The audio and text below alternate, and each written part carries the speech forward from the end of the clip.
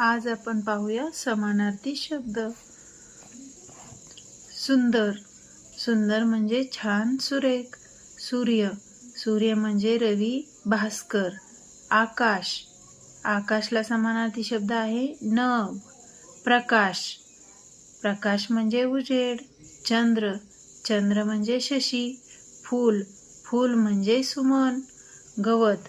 गवत म्हणजे तृण. बाग. बाग म्हणजे बगीचा किंवा उद्यान. डोळा. डोळा म्हणजे नयन, नेत्र. दंग. दंग म्हणजे मग्न, शाबासकी. शाबासकी म्हणजे कौतुक. गाव. गाव म्हणजे खेडे, ग्राम. साफ. साफ म्हणजे स्वच्छ. ओढा. ओढा म्हणजे ओहोळ. झाड. झाड म्हणजे वृक्ष किंवा तरू. आभाळ. आभाळ म्हणजे मेघ, ढग.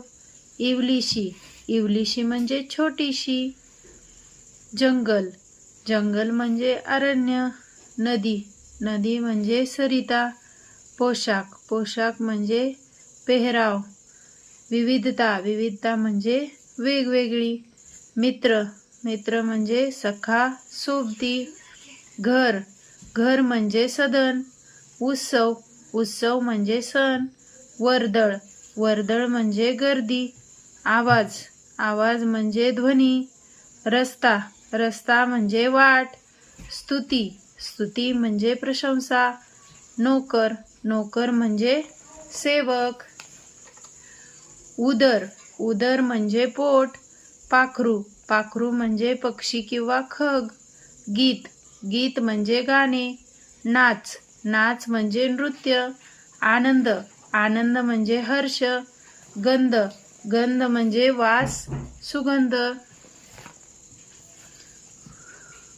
अंतर. अंतर म्हणजे मन. आई. आई म्हणजे माता, माय. पाऊस. पाऊस म्हणजे वर्षा. डोंगर. डोंगर म्हणजे पर्वत. थट्टा.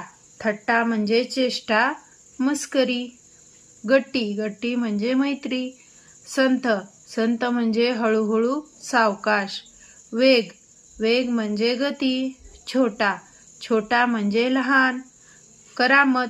करामत म्हणजे गंमत. संदेश. संदेश म्हणजे निरोप. सवड.